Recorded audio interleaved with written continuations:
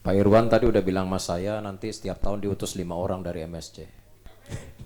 Siapa dulu yang ditunjuk ya? Yang badan gede-gede aja Pak ya? Ya, ya ini memang puji Tuhan ya. Papua itu aduh luar biasa. Tapi sedih lihat Papua karena kekristenan habis. Makanya kita harus bergerak cepat. Kalau di daerah Timika, Jayapura, Islam itu sudah menguasai semua. Ya. Tapi kita puji nama Tuhan, kita masuk, kita mulai blok kantong-kantong Kristen ini supaya tidak disusupi. Nah saudara kemarin meskipun biaya sangat mahal, karena kemarin kita jalan begitu saja habis 250 juta untuk sekali trip, ya 4 orang berangkat dengan tim yang ada. Tapi kita puji nama Tuhan dan saya sempat kaget juga, saya nggak percaya ketika saya bicara dengan ketua klasi maupun hamba-hamba Tuhan di sana yang sudah senior, mereka berkata mereka nggak pernah lihat orang kulit seperti ini di Indonesia. Jadi kita ini dianggap orang kulit putih Indonesia, padahal kulit gue hitam gitu saudara ya. Jadi mereka ternyata lebih gosong gitu saudara. Dan saya berpikir, aduh ini zaman begini gereja besar-besar, mega church begitu banyak sampai nggak ada yang berani ke sana. Ya, ternyata memang ada masa kelam dari suku Yali. Nah suku Yali ini 1966 ini suku kanibal. Ya, jadi penginjil pertama itu dari Kanada, suami istri itu dipotong-potong, ditombak ya dan dimakan dagingnya. Ya, kemudian dari banyak cerita katanya roh penginjil ini menampakkan diri di rumah-rumah orang suku Yali. Bahkan daging 2 hamba Tuhan ini yang dimakan, itu mereka kalau buang air besar itu dagingnya keluar utuh. Ya, sehingga menimbulkan ketakutan yang luar biasa dan akhirnya daging ini dibakar kembali dan kemudian masuk Belanda. Nah Belanda ini agak pintar ketika menjajah Indonesia, dia menginjili suku Dani, suku di sebelahnya. Jadi kemarin kalau Anda lihat kepala suku Dani itu digorok ya mati. Kita pulang 3 hari di Jayapura, di Puncak Jaya itu 8 orang mati dibunuh. Ya, lehernya dipotong semua, salah satu anak kepala suku Dani. Nah beberapa hamba Tuhan juga telepon saya, Pak Pendeta sudah di Jakarta, sudah. Wah puji Tuhan dia bilang, Bapak pulang 3 hari itu 8 orang dibantai. Ya, karena sana KKB-nya itu masih mengerikan sekali saudara. Nah Belanda itu pinter, dia menginjili suku Dani atau Lani dan yang bahasanya sama dengan suku Yali. Ya, tapi postur tubuh mereka lebih tinggi. Jadi kalau suku Yali ini nggak ada yang lebih dari 150 cm. Tadi saudara lihat pendek-pendek, tapi suku Dani ini yang tinggi-tinggi saudara. Nah di nginjilin juga saya dengar cerita hampir 50 lebih penginjil dari suku Dani itu juga dikanibal. Ya, jadi totalnya ada 100 lebih yang dikanibal. Di acara tadi kalau saudara lihat babi yang saya makan itu namanya acara pesta bakar batu. Nah kalau dulu pesta bakar batunya musuhnya itu dilakukan seperti itu dimakan dagingnya. Ya kita bersyukur kita bisa tiba di sana. Dan saya tadi cerita sama Pak Irwan, aduh ini medan terberat ya. Kalau terakhir kita putar yang suku Wana itu rasanya 6 hari jalan kaki masih kalah sama ini. Ini meskipun jalan kakinya itu 3 hari tapi lebih berat ini karena medan itu nyaris 80 derajat, udah benar-benar seperti Spiderman kita. Ya, jadi merangkak-rangkak tuh jurangnya ratusan meter, ditambah suhu yang dingin dan makannya ubi ya. Jadi di sana tuh nggak ada yang makan nasi, ya nggak ada yang makan beras. Saya beli beras dari bawah dan di sana semua itu mahal. Uang 1 juta nggak ada artinya. Babi yang besar itu 50 juta. Ya, anak babi itu 3.500.000. Saya kepengen makan ayam, suruh mereka makan ayam, dibilang ada Pak Pendeta, tapi mahal, 1 ekor itu 750.000 yang kecil. Waduh di Jakarta 555.000 sudah ayam boiler yang besar. Ya, jadi kacang segenggam begini 75.000. Jadi kalau kita lihat pemerataan ya memang di kotanya, tapi di dalam itu presiden belum bisa jangkau saudara. Ya sangat mahal sekali saudara. Persembahan kasih di sana kalau Anda lihat khotbah, jemaat itu datang bawa perpuluhan persembahan kasih pakai apa? Pakai ubi dan labu. Jadi setiap datang tuh begitu kolekte kasih ubi, kasih labu. Waduh saya terharu sekali saudara, terharu melihat pendeta-pendeta di sana. Ya di satu sisi pendeta di kota hidup dengan kemewahan yang ada, di sana mereka benar-benar berjuang untuk Injil, untuk 1 jiwa itu sangat mahal harganya. Ya kami terus melangkah kemarin jalan 3 hari melewati medan begitu berat dan tim 4 orang kena malaria, parah sekali malaria di sana. Dan saya tim Jakarta 4 orang ini dengan tim Papua kemarin 15 orang, kita berdoa Tuhan jangan sampai tim Jakarta ini kena malaria. Karena ketika Anda sekali kena malaria seumur hidup itu nggak akan hilang dari tubuh kita. Ya, jadi dia setiap tahun itu kambuh. Aduh itu kalau kambuh ngeri saudara. Ya, siang-siang hari itu mereka dijemur di harapan sinar matahari, malam hari cuma dikasih api unggun. Jadi nggak diobati. Saya katakan ini apakah nggak ada dokter? Ada Pak, mantri puskesmas, tapi setahun sekali naik, itu pun nggak bawa obat. Jadi kalau malaria dibiarin sampai mati begitu saudara. Jadi tragis sekali. Ya, tragis sekali. Saya sampai berkata, aduh Tuhan kasihan sekali. Ya, kita pikirkan bagaimana kita ngirim kemarin 500 kilogram obat, ya, paracetamol cukup banyak untuk ngobatin, ya, pil kina segala macam, vitamin saya kirim puluhan ribu kemarin, dan itu bisa stok sampai 2024 kita kirim. Pakaian-pakaian yang tebal, Alkitab kita kirim, ya, dan ini terus didukung dalam doa. Ini visi misinya Tuhan. Dan ternyata saya ke Papua banyak oknum yang tidak suka. Ya, kemarin di tag di FB saya sampai saya blok ada 5 orang sana. Ya, karena mereka berkata ini bukan pendeta, kalau lihat dari postur tubuhnya ini aparat yang menyamar. Ya. Karena saya ada logo merah putihnya, saya dibilang wah ini kalau lihat bodinya sih nggak mungkin pendeta kalau body begini katanya. Ini kelihatannya ada unsur pemekaran Papua Barat. Waduh, sampai begitu saudara. Ya, bahkan ada yang inbox saya subuh-subuh, kami tunggu di Haukimo, saya diancam segala macam saudara. Saya berkata saya ini hamba Tuhan, lihat saja sosial media saya. Enggak, Anda ini aparat, ya, ada terselubung unsur politik segala macam. Oh my God, saya bilang. Ya, dan yang bilang begitu justru hamba Tuhan. Ini sangat memprihatinkan sekali saudara, ya. Dukung dalam doa karena saya ini terbeban buat tanah Papua ini, ya, karena gereja di sana ada mereka sampai menangis 50 tahun menanti gereja mereka sudah roboh saudara. Mereka ibadah di lapangan terbuka begitu, ya, pondasi sudah hancur, pastori benar-benar sudah tidak layak. Ya, bagaimana caranya saya akan membantu 8 proses pembangunan gereja ini. Memang saya tahu harganya mahal, tetapi save the lost at any cost. Berapapun harganya buat Injil kita harus bayar harga. Amin Bapak Ibu. Ya, di sana adat istiadat lebih kuat daripada hukum negara. Ya. Jadi kalau Anda dari Yahokimo saya dijemput, sewa mobil itu sangat mahal, jarak 10 menit 300.000, PP 600. Jadi semua serba duit. Internet tidak ada, kita harus beli wifi. Ya, saya tanya berapa nih, sekian, 1 minggu 50.000 Pak Pendeta bisa dipakai. Saya pakai 3 menit langsung habis. Saya balikin, ini kok langsung habis? Pak Pendeta WA atau posting Instagram? Saya posting 1 foto langsung habis. Ya nggak boleh posting, pasti habis katanya. Buset, katanya 1 minggu. Akhirnya 150.000 saya cuma pakai 9 menit, 10 menit. Ya, sampai nginep, akhirnya pulang itu di satu hotel yang katanya paling bagus, tapi ya lost man begitu. Sampai pegawai-pegawainya orang Toraja, orang Makassar, mereka sampai berkata, aduh bingung ya, zaman sudah mau kiamat begini, internet saja tidak ada di negara ini katanya. Ya, jadi memprihatinkan sekali. Jadi jangan coba-coba nabrak orang. Di sana nabrak orang denda 2 miliar, babi 50 ekor. Nabrak anjing pincang, Anda harus didenda 15 juta. Kalau tidak, tombak panah berbicara. Ya, jadi hati-hati sekali di sana. Tapi kita puji nama Tuhan, kita bisa pulang pergi dalam keadaan selamat. Meskipun beberapa orang berkata, Pak, dikawal saja dengan brimob segala macam. Oh no, saya pendeta, saya bilang. Saya nggak perlu ya hal-hal seperti itu. Justru nanti saya akan jadi sasaran sniper di sana. Ya, karena KKB-nya masih luar biasa sekali. Tapi puji Tuhan, semua tim kita berjalan di hutan belantara yang begitu lebat, yang orang sana saja nggak berani lewat karena medan itu masih berlumut. Karena saya pendaki gunung, saya tahu ini pernah dilalui atau tidak medan ini. Ya, dan mereka pun porter itu nggak ada yang berani lewat situ ya, karena memang puncak Jaya itu ngeri sekali saudara, dan dingin sekali.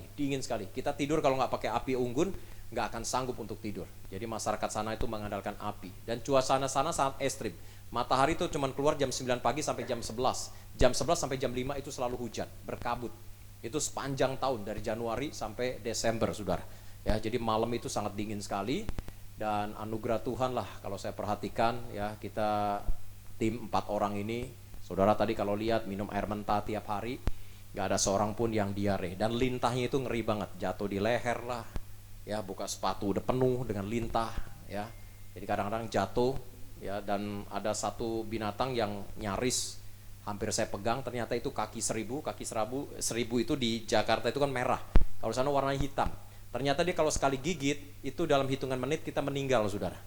Ya, karena itu begitu saya pikir, wah ini kok aneh, segede terunjuk besar, saya pikir saya mau foto, saya mau pegang. Oh, porter sana berkata, Pak Pendeta jangan coba-coba, begitu digigit Pak Pendeta mati. Oh ya, ini paling berbisa, beracun, dikatakan. Hampir sepanjang jalan kita temui binatang itu, tapi puji Tuhan, semua kita diluputkan dan akhirnya bisa tiba di Jakarta. Amin Bapak Ibu. Ya, doakan Pak Min bulan 5 ke pedalaman Dayak. Dan ini full air, ya, kita harus jalan 48 jam dengan speedboat lawan arus selama 48 jam, ya, speedboatnya muat 45 orang. Setelah itu ditambah jalan kaki sekitar 8-9 jam. Yang mau ikut silakan daftar, ya, PO masih dibuka, saudara. ya, tapi siapkan mental dan siapkan fisik. Besok tepat YKATB itu berulang tahun, dan tepat besok ulang tahun saya juga yang ke-50. Ya, jadi besok saya ulang tahun ke-50 bertepatan dengan yayasan saya dirikan. Anugerah Tuhan ini kado yang istimewa. 4 tahun YKATB berdiri, 150 gereja sudah dibangun. Amin. Sampai saya nggak masuk akal 4 tahun bisa 150 gereja, tapi itulah Tuhan. Pak Irwan tadi tanya, dana dari mana? Saya juga nggak ngerti, Pak. Dana Tuhan cukupkan dari teman-teman, dari pengusaha, ya. Langsung saja, Pak Min, saya sumbang 5 gereja, Pak Min, saya sumbang 3 gereja, ada saja berkat. Ya, saya percaya mimpi saya, visi yang Tuhan berikan 1000 gereja, saya cuma berdoa sama Tuhan, kasih umur panjang, kasih stamina yang kuat. Kalau bisa umur 65 tahun, lutut ini masih kuat untuk mendaki. Ya, sebelum 1000 gereja, jangan sampai mata ini tutup Tuhan. Jangan sampai Tuhan panggil saya pulang. Dan anugerah Tuhan YKATB sudah mendapatkan kategori tim misi terekstrim se-Asia Tenggara. Ya, kita kasih tepuk tangan buat Tuhan Yesus. Karena misi saat ini nggak ada yang berani seperti kita. Bukannya sombong memakai diri, ya, tapi memang nggak gampang saudara bisa jalan kaki 6 hari 6 malam itu kalau bukan karena Tuhan. Ini bukan bicara stamina kuat. Anda boleh nge-gym seperti apapun, ya. Nomor 1 itu Anda harus punya hati. Anda harus punya passion. Fisik itu nomor 2, saudara. Benar, fisik itu nomor 2. Kalau Anda nggak punya passion, nggak punya hati, pelayanan misi ini nggak akan bisa, saudara. Ya, di tengah hamba-hamba Tuhan hidup dalam glamor, ya maaf kata, kita itu hidup benar-benar prihatin di sana. Saya 5 hari nggak mandi di sana. Hari ke-6 saya nggak tahan karena rambut tuh rasanya ketombe udah numpuk. Ya, akhirnya nekat mandi karena air tuh dingin banget, akhirnya demam. Ya, tapi puji Tuhan minum Panadol 2 butir langsung sembuh, saudara. Ya, kita jalan, ya, menyusuri hutan-hutan yang begitu rimbun, ya, dan 40 pendeta juga kita kumpulkan di sana. Ada satu sponsor pengusaha, kita kasih uang 1 juta, mereka begitu bersuka cita. Saya sampai terbeban, saya berkata, ya setiap bulan saya akan kirim, tapi satu pun gak ada yang punya nomor rekening, saudara. Ya, bank pun gak ada, saudara. Ya karena di atas gunung, gak mungkin naik pesawat charter. PP aja udah 36 juta itu pesawat untuk ngasih mereka persembahan kasih, karena mereka memang kondisinya memprihatinkan. Tapi puji Tuhan, inilah kondisi penginjilan di Indonesia. Saudara beribadah nyaman. Nah, tapi melalui Pak Min saudara bisa lihat, ya, kondisi di pedalaman itu sangat memprihatinkan. Oleh karena itu, yuk kita punya semangat juga di komunitas MSC ini. Temui setiap orang yang belum mengenal Kristus, kita kabarkan berita sukacita itu. Amin. Nah, mari buka Alkitab kita. Hari ini saya akan bicara 3 ciri orang percaya yang disegani oleh kuasa kegelapan. Terakhir saya bicara tentang Daud Goliat, ya kalau nggak salah, ya. Terakhir, ya. Ini, ya, benar, ya, Ronald, ya. Daud dan Goliat. Hari ini bagaimana strategi mengalahkan tipu muslihat iblis, ya. Keberhasilan dalam pelayanan ini juga karena saya percaya setiap tim kita punya spirit yang kuat. Karena di pedalaman itu yang kita hadapi itu dukun-dukun santet, kekuatan gelap, ya. Tapi sepanjang misi kemanapun kita pergi, saya melihat penyertaan Tuhan itu sempurna, dan kita mau santet, telu, apapun yang kita hadapi nggak pernah menembus kita. Buka Alkitab Anda, Roma pasal 16, perhatikan ayat 17 sampai ayat 20. Roma 16 ayat 17 sampai ayat 20. Saya bacakan saja firman Tuhan ini, simak baik-baik. Tetapi aku menasihatkan kamu, saudara-saudara, supaya kamu waspada terhadap mereka yang bertentangan dengan pengajaran yang telah kamu terima, menimbulkan perpecahan dan godaan, sebab itu hindarilah mereka. Sebab orang-orang demikian tidak melayani Kristus Tuhan kita, tetapi melayani perut mereka sendiri, dan dengan kata mereka yang muluk-muluk dan bahasa mereka yang manis, mereka menipu orang yang tulus hatinya. Kabar tentang ketaatanmu telah terdengar oleh semua orang, sebab itu aku bersuka cita tentang kamu. Tetapi aku ingin supaya kamu bijaksana terhadap apa yang baik dan bersih terhadap apa yang jahat. Semoga, ayat 20 sama-sama, 3, 2, 1. Semoga Allah sumber damai sejahtera segera akan menghancurkan iblis di bawah kakimu. Kasih karunia Yesus Tuhan kita menyertai kamu. Katakan amin. Saudara perhatikan baik-baik, sadar atau tidak sadar, ketika Anda dengan saya menjadi orang percaya, maka saat itu kita pasti punya musuh. Siapa musuh kita? Siapa? Kayak ada yang bilang mertua itu di belakang. Iblis, ya saudara, ya. Musuh kita adalah iblis. Meskipun kita punya musuh yang namanya iblis, kita punya Allah yang baik. Karena Allah kita baik, Dia selalu ingin kerjakan sesuatu yang terbaik dalam kehidupan Bapak Ibu dengan saya. Ambil contoh, Waktu kita sakit kita berdoa, dia kasih mujizat kesembuhan. Ketika Anda kehilangan damai sejahtera, diberikan roh sukacita. Ketika Anda sedang kesal, dia menghibur kehidupan kita. Ketika kita kekurangan, dia Allah Jehovah Jireh yang menyediakan segala berkat buat kehidupan kita. Bahkan beberapa kali saya katakan tempat ini, di komunitas ini, mungkin ada yang lagi cari jodoh, umur tinggal 1 putaran. Sekarang 29, besok 30, ya, tunggal putri terus berlangsung, belum ada ganda campuran. Tuhan kasih ganda campuran loh buat Anda, saudara. Ya. Nah, karena Allah kita baik, dia selalu ingin kerjakan sesuatu yang terbaik, tapi ingat kita punya musuh. Dan musuh itu selalu menghambat antara apa yang Allah sediakan dengan apa yang Allah akan berikan dalam kehidupan saudara. Ambil contoh lagi, waktu kita sakit, kita didoakan hamba Tuhan, kita percaya kita akan sembuh. Tetapi ketika kita ke dokter, dokter bilang begini, aduh penyakitnya makin parah. Stadium 1, kansernya jadi stadium 3. Di saat yang bersamaan dia taruh kebimbangan, dia taruh ketakutan, dan dia hambat mujizat terjadi dalam kehidupan saudara. Nah, hari ini saudara, kita tadi membaca di ayat 30, kalau saudara perhatikan baik-baik, tempat sebenarnya setan berada bukan ada di hati suamimu. Tempat dia berada bukan ada di hati mertuamu, di hati pemimpinmu. Tetapi firman Allah berkata, iblis ada di bawah telapak kaki orang percaya. Ya, kaki adalah lambang terendah dalam kehidupan manusia. Makanya Yesus sampai merendahkan diri serendah-rendahnya. Dia Allah di atas segala Allah. Turun ke dunia, bahkan dia sampai membasuh kaki para muridnya, saudara. Kalau iblis ada di bawah telapak kaki kita, kita punya otoritas untuk injek-injek dia, bukan dia mempengaruhi kehidupan kita. Katakan amin. Tapi kenyataannya pada prakteknya seringkali dia mengganggu pikiran kita, dia menyerang damai sejahtera kita. Nah, hari ini kita akan melihat dalam komunitas di tempat ini bagaimana saudara bisa mengalahkan segala tipu daya iblis dalam kehidupan ini. Ingat, setan itu tidak takut dengan orang yang rajin ke gereja, rajin baca Alkitab dengan aktivitas rohani yang begitu luar biasa. Bukan berarti kita jangan baca Alkitab, bukan berarti kita jangan berdoa. Dia tidak takut dengan semua aktivitas rohani yang ada. Tetapi 3 hal ini, bagaimana cara kita mengalahkan dia? Ciri pertama, Yakobus 4 ayat 7. Ditayangkan. Yakobus 4 ayat 7, perhatikan baik-baik. Karena itu tunduklah kepada Allah. Dan lawanlah iblis, maka apa? Ia akan lari daripadamu. Kita sharing sedikit nih. Ini kan yang hadir gak begitu banyak. Ya, dibanding Januari, ini lebih banyak hari ini. Menurut Anda, sebenarnya setan itu ada di mana? Ada yang tahu nggak? Di mana, Ronald? Di gereja. Setan kredit kali ini. Di mana setan itu? Ada yang tahu nggak setan di mana? Ada yang tahu? Saya pernah tanya sama jemaat. Oh, di pohon beringin tua, Pak Pendeta. Di rumah kosong, di gudang kosong. Lihat ayatnya baik-baik. Karena itu tunduklah kepada Allah dan lawanlah iblis, maka ia akan lari daripadamu. Kalau dia lari dari kita, berarti dia ada di mana? Nah, dalam pikiran kita, dalam diri kita, tapi kita nggak sadar. Saudara, ya, setan itu bukan lelucon yang seringkali dalam dunia barat. Memang kalau kita lihat setan Eropa keren-keren ya, pakai jas, giginya betaring, kerjanya ngisep darah. Pakai sepatu pantopol, tinggalnya di peti mati mewah. Wih, Dracula Amerika keren.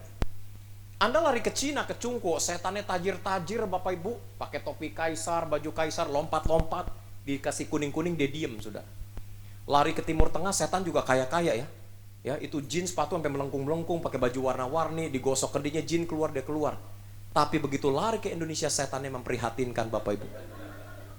Ya, itu kuntilanak, saudara, dasar satu, kagak pernah di laundry.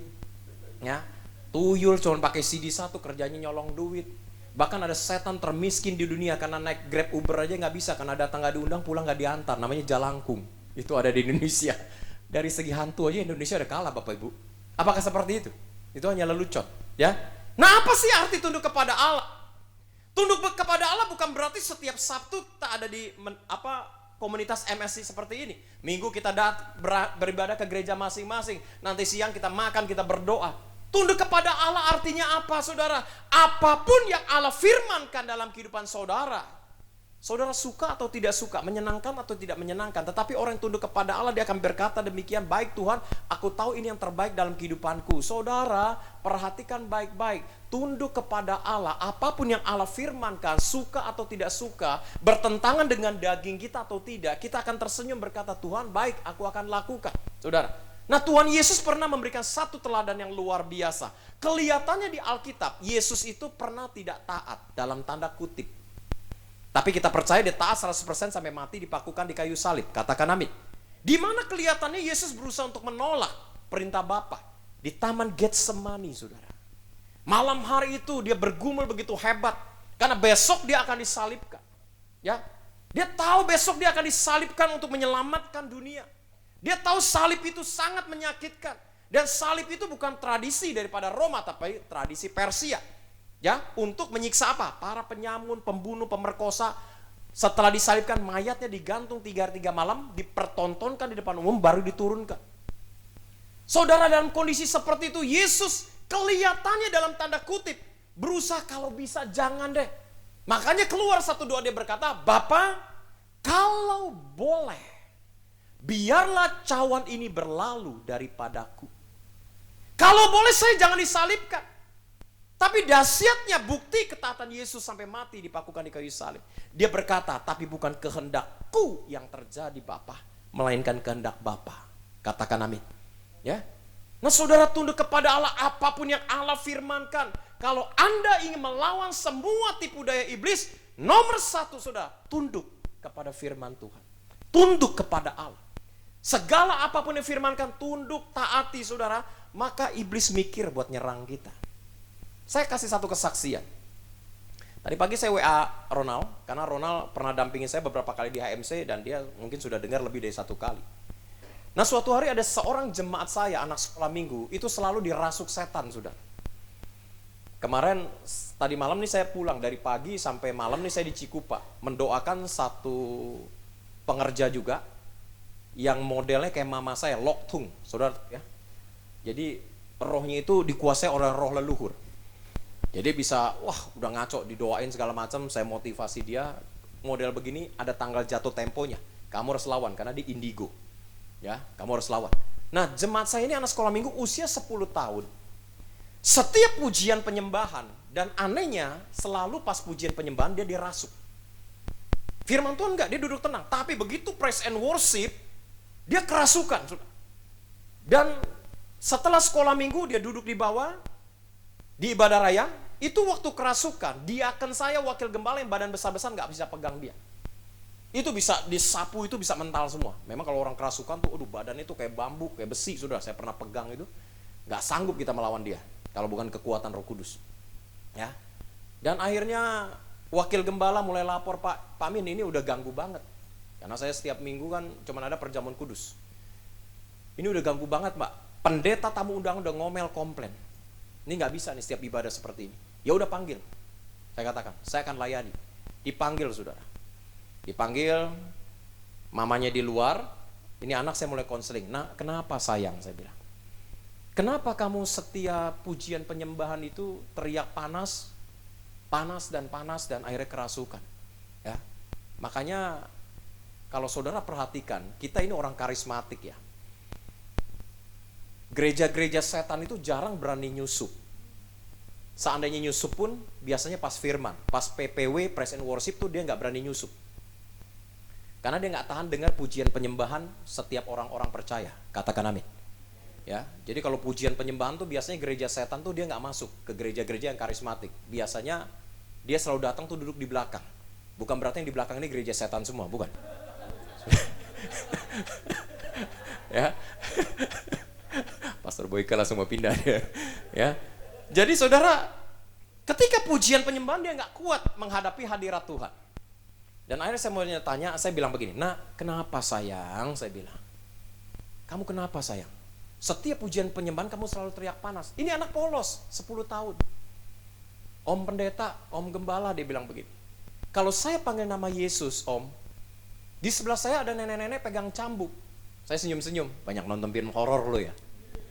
Nenek-nenek pegang cambuk. Terus kamu diapain? Saya dicambuk om. Ah, ngaco kamu. Masa setan cambuk orang, saya bilang. Ya. Saya nggak percaya, saudara. Bener om, saya dicambuk sampai luka-luka. Ngobrol-ngobrol 15 menit saya cuman nggak tanggepin. Dia kesel, saudara. Biarin kalau om nggak percaya. Maaf ya, saya buka punggung saya. Dia buka, penuh dengan pecut-pecut seperti dicambuk. Tapi saya nggak langsung percaya, bisa aja emaknya stres, KDRT, karena papanya kan dibawa kuntilanak kagak pulang-pulang. Ini anak dipukulin, ya. Saya pikir, wah seperti itu. Ini luka-luka nih om, saya dicampukin sama iblis. Ya. Wah saya nggak percaya, saya panggil mamanya, bu duduk, saya bilang. Ini kenapa anak ibu satu badan penuh luka? Ibu pukul dia, saya bilang. Enggak Pak Gembala. Yang benar saya bilang, kenapa luka begini? Nah mamanya cerita, saya mulai percaya. Gini Pak dia bilang. Suatu hari, ini anak, saya bawa pindah kos di daerah Jalan Kartini, depan rumah sakit Husada. Oke, terus saya bilang. Nah hari itu pemilik kosnya itu seperti apa ya namanya, sesajen lah, ya pakai buah-buahan, kayak upacara ucapan syukur gitu ya, pakai buah-buahan, pakai lisong, cerutu, kopi, saudara, ya. Dan ingat baik-baik, kalau Anda lihat sesajen-sesajen seperti ini jangan percaya, karena iblis setan itu nggak ada yang makan buah-buahan. Setuju katakan amin? Karena panik dipanggil lah dari agama lain, dibacain. Ya, dibacain sudah. Setannya memang pergi hari itu. Kemungkinan besar setan ngusir setan soalnya. Setannya pergi, ya. Tapi sejak hari itu ini anak, mamanya cerita, anak saya jadi aneh Pak Min. Aneh gimana? Ya Pak Min boleh percaya atau tidak, tapi anak saya jadi aneh. Anehnya gimana Bu? Saya tanya. Dia kalau lewat, misal ada botol beling begini, dia lewat begini aja saudara, atau ada iPad begini. Dia lewat, ini gelas akan mental, ting, yes, pecah. Oh ya? Saya masih belum percaya. Bu, jangan nakutin pendeta. Ini mah cuma di film horor, saya bilang. Conjuring gitu-gitu, ya. Saudara kalau dengar saya cerita film horor, Pak Pendeta kok nonton film horor? Ya, saya pernah dimarahin, nggak boleh Pak Pendeta sering nonton film horor. Ya tergantung, saya bilang, kita punya kuasa Allah, kenapa kita nggak boleh nonton? Saya bilang, kecuali kita ketagihan nggak boleh. Nah saya suka nonton film horor karena saya melayani pelepasan. Saya pengen tahu perkembangan setan dunia. Jangan sampai muncul baru gue kagak tahu itu setan apa gitu saudara, kan repot saudara. Jadi gue mesti nonton film horor kalau melayani pelepasan saudara. Nah terus laci pakaian Pak Min, dia lewat, itu laci bawah bisa terbuka, kaos kaki lompat-lompat. Waduh, saya bilang, Bu, ini mah saya cuma temuin di film horor. Saya nempel pelepasan, nggak sombong, udah 300 kali lebih, saya bilang. Masa seperti itu? Pak Pendeta, Pak Gembala kalau nggak percaya, Bapak lain. Dia lewat dapur aja Pak. Pisau garpu itu bisa melayang nancem tembok. Waduh, saya deg-degan saudara. Wah, yang bener Bu, saya bilang. Saya pegang jidat, saya montok ini, kalau nemplok di jidat gue kan ngeri juga gitu saudara. Ya, waktu saya dengar seperti itu, saya akhirnya begini, Bu, izinkan saya puasa Ester 3 hari 3 malam. Saya akan kumpulkan tim berdoa syafaat saya. Setelah puasa, saya akan layani. Saya panggil pendoa syafaat, saya bilang, yuk kita puasa 3 hari 3 malam, merendahkan diri. Kayaknya ibu ini nggak mungkin bohong, meskipun nggak masuk akal, saya bilang. Tapi akhirnya Tuhan ingatkan di satu kejadian di Alkitab, di mana seorang anak yang ayah diseret-seret dibanting oleh kuasa kegelapan. Pernah baca itu ya? Jadi iblis, ya, setan itu ada tingkatannya. Kalau yang cuman penampakan itu namanya roh jahat. Ya, Efesus pasal 6. Kan ada pemerintah, penguasa, penghulu roro di udara. Ya, jadi kuasa kegelapan itu ada levelnya. Istilah di negara tuh ada Jokowinya, ada sampai kayak tingkat RT. Nah, roh jahat juga seperti itu. Jadi yang sering penampakan yang nyerang-nyerang kita, penampakan, nah itu roh jahat levelnya. Tapi kalau dia udah bisa gerakin ini benda, banting pintu, nah itu levelnya udah jin, saudara. Levelnya udah lebih tinggi. Ya, jadi ada tingkatannya. Nah setelah itu saya cerita ke beberapa pendoa syafaat, saya bilang ini kayaknya nggak main-main, ini serius. Karena barang-barang itu katanya bisa terbang, bahkan pisau pun bisa terbang. Waduh Pak, ngeri banget, dia bilang. Kalau gitu kita pakai helm aja Pak pelayanannya. Mbak ilah, ngapain lo pakai helm? Mau jadi pembalap loh, ya. Nah saudara, akhirnya kita puasa. Nah ini sekali lagi, kita orang karismatik jangan terlalu ngeroh. Kadang-kadang belum buka puasa, kita mendoakan. Nah itu nggak boleh, fatal. Ya, saya makanya dalam training pelayanan pelepasan, saya selalu katakan, buka puasa dulu baru pelayanan. Karena roh Anda kuat, fisik lemah, babak belur loh saudara. Bayangin puasa Ester 3 hari 3 malam. Ada yang pernah puasa Ester di sini? Saya udah beberapa kali. Puasa Ester pernah, puasa Daniel pernah, puasa Tuhan Yesus 40 hari saya pernah, saudara. Itu kalau puasa Esther saudara, itu hari kedua itu paling gak tahan. Bener saudara. Hari ketiga tuh rasanya udah menang. Hari pertama dan hari ketiga itu rasanya, ya hari pertama masih oke lah. Itu hari kedua itu paling gak tahan. Itu kita nyembah aja Tuhan Yesus. Itu bisa kepiting 3 dimensi tuh lewat. Capcai fuyung hai, waduh ilo saudara, itu bener-bener rasa lapar itu luar biasa. Ya, makanya iblis goda Yesus itu puasa 40 malam ya seperti itu. Ya, jika engkau anak Allah, rubahlah batu ini menjadi roti. Karena itu godanya luar biasa. Nah, bayangin puasa Esther 3 malam, langsung nanganin orang kerasukan. Dia manifestasi, Anda tengking, gak ada tenaga. Dalam nama Yesus keluar. Ya, setan bilang, gue gak mau keluar. Kalau tenaga kok dalam Yesus keluar, nah, kan mantap saudara. Ya, yang sampai nunjuk itu jempolnya jatuh sudah jelunjuk saudara. Puasa, saya kumpulkan, praise and worship, pengurapan, nggak ada yang urapi saya urapi saya sendiri. Berangkatlah kita menuju ke tempat kos itu. Sampai di sana satpam nemuin kita berangkat 9 orang dengan jemaat. Tempat kosnya sepi. Saya ngobrol sama satpam, Pak ini pada kemana? Wah, satpamnya cerita bikin bulu kuduk merinding. Aduh Pak, ngeri Pak. Tadi pagi 2 orang lagi tinggalin tuh 2 pintu. Banyak penampakan Pak, saya sering lihat perempuan pakai gaun putih nyanyi-nyanyi tengah malam. Oh ya, Bapak ngapain? Saya mau ini kunjungan ke temen, saya bilang. Kita bawa gitar, kita nggak bilang kita pendeta. Sampai di atas saudara, ya kamarnya kecil 2,75 kali 3 meter begitu. Pintu sengaja kita buka, sepatu semua di depan. Nah salahnya saya waktu praise and worship, saya tutup mata. Nah ini juga nggak boleh terlalu ngeroh, bahaya pelayanan begini tutup mata saudara. Ya biasa bawa gitar. Nah sebelum berangkat juga saya bawa handycam, saya pasang inframerah, urapi saudara, gitar gue urapi. Dan saya udah bilang sama ketua DM, ketua youth saya yang bagian syuting, dia kameramen. Saya bilang gini, Vian, apapun yang terjadi, manifestasi apapun, penampakan apapun, lu jangan sekali-sekali lari ketakutan. Kalau lu lari, kita ikut lari, awas lu gue bilang. Ya, jangan bikin yang lain ikut-ikutan gue bilang. Ya Pak Gembala, awas lu, jangan sampai shock terapi lo lari, semua pasti ikut lari, awas lu gue bilang. Ya siap Pak Gembala katanya. Ya, singkat cerita kita mulai worship saudara, mainnya masih di dada saya, jreng, yaralata, shandara, nyembah saudara. 5 menit saya nikmati hadirat Tuhan, baru menjelang mau masuk 6 menit tiba-tiba sebuah sepatu hantam kepala saya, untung gak kena. Wah darah Yesus, siapa tuh saya bilang? Siapa yang nimpuk gue pakai sepatu? Saya bilang. Kurang ajar pendeta lagi doa disamping sepatu, saya bilang. Itu hantam tembok belakang saya, jatuh di samping saya. Saya bilang siapa nih?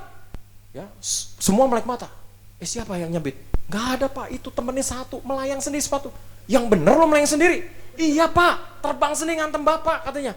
Tapi untung gak kena. Ya udah jangan tutup mata. Akhirnya nyembah Tuhan. Oh rata kaya rama, nengok kiri nengok kanan. Tengok kiri tengok kanan saudara. Ya saudara. Ya, apa yang terjadi selama saya melayani okultisme ini paling ngeri saudara. Ya. Itu baru 10 menit nyembah saudara. Saya lihat di kamar itu ada bawang putih, bawang merah, ada telur mentah, ada pisau segala macam saudara. Saya waktu lihat pisau, darah Yesus saya bilang. Saya udah empot-empot. Itu tiba-tiba bawang putih, bawang merah pada mental Bapak Ibu. Ya. Dan itu telur sekeranjang langsung mental hantam kepala saya. Des, telur pertama gak kena. Yang kedua gak kena, ketiga gak kena. Saya kan gak ngeledekin setannya dong. Gak kena. Dia penampakan gue pingsan saudara. Ya. Itu pendoa sahabat saya yang tadinya main gitar nada saya jadi jet. Saudara. Ya. Dari lembut sampai saudara. Itu senar putus sampai 3 Bapak Ibu. Wih, berantakan semua saudara. Ya. Nah, saat itu saudara apa yang terjadi? Terjadi kepanikan karena semua udah pada terbang. Saudara, tiba-tiba saya berdiri, Roh Kudus bilang, "Kamu ke kamar sebelah." Saya ke kamar sebelah, saya ketok pintu kamarnya, begitu buka ternyata dari agama seberang. Ya, saya lihat ada digantungin bawang putih, tulis ayat-ayat mereka. Wah, ini gantung bawang putih buat nakutin Dracula, dalam hati pakai bawang putih saudara. Ya, saya bicara gini, Mbak diganggu nggak sama setan ini? Diganggu Pak, saya ini pendeta, saya bilang. Pendetanya orang Kristen, saya berkata. Aduh diganggu Pak Pendeta, kamar mandi saya tengah malam shower nyala sendiri, ada perempuan nyanyi, begitu dibuka nggak ada orang, kering katanya. Nah, terus sama gelas bisa melayang segala macam. Saya nekat injilin pada saat itu. Mbak tahu nggak siapa itu Isa Al-Masih? Bagi Mbak dia nabi, bagi kami di Yesus Kristus. Kalau Mbak terima dia sebagai Tuhan dan Juru Selamat pribadi, bukan sekedar diselamatkan, tapi Mbak akan diluputkan. Tapi jujur saat itu kayaknya saya itu sebenarnya dalam kondisi takut nginjilin itu saudara. Karena masih gemeteran lihat barang yang terbang itu saudara. Nah saudara, apa yang terjadi saudara? 30 menit saya injili, singkat cerita, saya tawarkan, mau nggak terima Yesus sebagai Tuhan? Karena modal saya tuh jeder-jeder kalau nginjilin orang. Mau nggak terima Yesus sebagai Tuhan? Mau Pak Pendeta. Sebenarnya suami saya Katolik katanya. Saya mau, saya pernah sekolah di Katolik. Akhirnya saya tuntun dia, karena kamarnya kecil, saya bawa 3 pendoa syafaat. Sisanya di sini masih panik, pengen ke kamar sebelah semua. Pengennya deket-deket saya, saudara. Ya tapi nggak bisa, kamarnya sempit. Nah waktu saya tantang dia terima Yesus, jendela semua pintu tertutup rapat, kecuali pintu utama. Jadi jendela kamar tertutup rapat. Nah ketika ada satu perkataan, saya berkata, ikuti doa saya berkata, aku terima engkau Tuhan Yesus sebagai Tuhan dan Juru Selamat pribadi. Waktu dia berkata amin, itu tiba-tiba jendela kamar terbuka, buak, saudara. Angin masuk, itu saudara. Ya, itu hanger baju, goyang kiri, goyang kanan, dan saya ingat ini setan memang pilih kasih, gua terus yang diincar, saudara. Itu ada sebuah bedak dari kaleng, sampai saya hafal mereknya, Nivea. Itu bedak, saudara, terbang mentem kepala saya, kecepatannya cepat sekali, tapi tiba-tiba kaki saya yang pukul dan saya jatuh. Begitu saya jatuh, saudara, itu bedak yang dari kaleng, ngantem tembok, tak bunyi gitu, itu sebenarnya tergores cowok. Saya bayangkan kalau kena bola mata, buta saya saat itu, saudara. Jujur ya, Pak Amin ini pendeta pelepasan, tapi jujur nggak munafik, saya gemeter ketakutan. Itu rasanya kaki itu goyang begini, saudara. Goyang, tapi saya gengsi, ada 5 pendoa syafaat saya, bener nggak? Katanya Ghostbuster, masa kaget sih? Ya. Akhirnya sambil goyang, saya sambil berbahasa roh supaya ada urapan. Horata kaya ralama sandara. Padahal saya gemeteran, saudara. Ya. Tiba-tiba dari kamar sebelah itu berdatangan semua. Ya, karena di sebelah juga bawang putih, bawang merah pada terbang-terbang, semua berhamburan. Ada yang tarik celana kiri saya, celana kanan saya. Pak Pendeta takut, dalam hati Ngai juga takut. Lu kalau nggak pegang, gue pengen kabur, jujur ya, saudara. Nah, saudara, akhirnya tiba-tiba satu perkataan firman keluar dalam 1 Yohanes 4 ayat 4, saya berkata, iblis, roh jahat, pergi dalam nama Yesus. Tiba-tiba hening, saudara. Waktu hening kita semua lihat-lihatan. Pendoa syafaat saya lihat mukanya kayak tepung semua, putih pucat. Itu yang laki-laki rambutnya berdiri menghadap ke sorga semua, Bapak Ibu. Ya, saya juga pucat, saudara. Tapi di saat itu saya melihat suasana jadi tenang, saya juga tenang. Ya, dan jimat-jimat di kos-kosan itu saya ambil semua, saya bakar, saya buang di kali di depan Gunung Sahari. Dan dahsyatnya, sejak hari itu anak sekolah minggu kami tidak pernah kerasukan iblis lagi. Kita kasih tepuk tangan buat Tuhan Yesus. Haleluya. Tunduklah kepada Allah dan lawanlah iblis, maka dia akan lari daripadamu. Amin. Jadi setan nggak takut dengan aktivitas rohani kita, saudara. Nah, hal yang kedua, orang yang bisa mengalahkan dia, ini penting. Biasanya ini kena di perempuan nih, saudara. Ya, laki-laki juga lah sama, saudara. 2 Korintus 2, 10-11. 2 Korintus 2 ayat 10-11. Sebab barang siapa yang kamu ampuni kesalahannya, aku mengampuninya juga. Sebab jika aku mengampuni seandainya ada yang harus kuampuni, maka hal itu kubuat oleh karena kamu di hadapan Kristus, lihat ayat 11, supaya iblis jangan beroleh atas keuntungan atas kita, sebab kita tahu apa maksudnya. Saudara, yang kedua ini penting, dan orang Kristen banyak kalah, gagal di sini, makanya kalah dalam peperangan rohani. Ya. Rasul Paulus di sini bicara tentang iblis. Di sisi yang sama, dia bicara tentang pengampunan. Jarang sekali satu ayat konteksnya digabung seperti ini. Dalam bahasa sehari-hari Paulus berkata, aku ngampuni kamu, nggak tahu betapa sakitnya aku dihianati, aku dibenci, aku dijolimi, aku difitnah, aku digosipin, supaya setan jangan mengambil keuntungan atas kita. Ciri kedua orang yang bisa mengalahkan dia adalah orang yang tidak menyimpan sakit hati benci terhadap sesama. Katakan amin. Sekali lagi saya ingatkan, betapa hebatnya Anda sehari berdoa sampai 2-3 jam. Anda sehari baca Alkitab 50 pasal. Seminggu Anda ke gereja 7 kali, setan tidak takut dengan aktivitas rohani kita, saudara. Ya, begitu ada sakit hati, begitu ada kebencian dalam hidup Anda, itu dia bisa keluar masuk menghancurkan apa yang terbaik dalam hidup saudara. Makanya saudara, dalam pelayanan perpasan, kalau hati saya nggak siap, saya nggak mau melayani, saudara. Ya, karena setan akan manfaatkan, saudara. Tidak ada boleh celah sekecil apapun. Hari-hari ini jaga hati. Jaga hati memang nggak mudah. Apalagi seorang wanita. Saya katakan, ya, kalau kita pria hidup dengan logika kita. Dari sisi waktu kita hidup di masa kini dan masa akan datang. Beberapa kali saya khotbahkan di tempat ini. Tapi kalau wanita itu beda. Dari fase waktu, dia hidup di masa kini dan masa lalu. Benar nggak para perempuan? Ya, wanita itu hidup dari masa lalunya. Makanya wanita kalau hidup dari masa lalunya, wanita kalau ribut selalu ngungkit-ngungkit masa lalu. Benar atau betul? Dulu Kapan mah? Dulu, ya kapan? 17 tahun yang lalu, Masya Allah, kita udah lupa saudara. Dia masih ingat saudara. Ya, jarang pria yang bilang dulu, lebay pakai rok deh saudara. Ya, nah saudara perhatikan baik-baik. Jagalah hatimu, Amsal 4:23, dari segala kewaspadaan, karena dari situlah terpancar kehidupan. Sumber kehebatan manusia bukan di ototnya, bukan di otaknya, tapi di hati. Hatimu beres, semuanya beres dalam hidup ini. Ya, yang jadi persoalan memang gak gampang jaga hati. Banyak keadaan membuat damai sejahtera ini hilang. Suami yang nyebelin lah, istri yang cerewetnya kayak knalpot bajai pecah, mertua yang buang muka, biarin mukanya hilang, muka dibuang-buang. Saudara, itu gak gampang, saudara. Ya, nah saudara, betapa lukanya hatimu. Hatimu itu harus dijaga.